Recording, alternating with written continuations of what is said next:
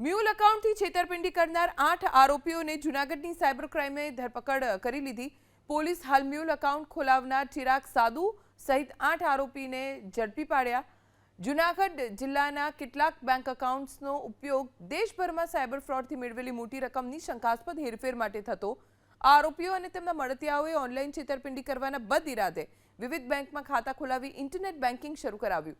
तपास दरमियान 253 करोड़ 42,26,788 રૂપિયાની છેતરપિંડી પૈકી આશરે 13 કરોડ 27,13,513 જેટલી રકમ 9 બેંક એકાઉન્ટ ધારકોના ખાતામાં જમા કરાવવામાં આવ્યા।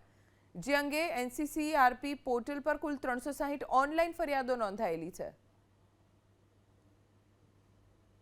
જૂનાગઢના 9 એકાઉન્ટ શંકાસ્પદ લાગ્યા અને એના પર કાર્યવાહી કરવામાં આવે।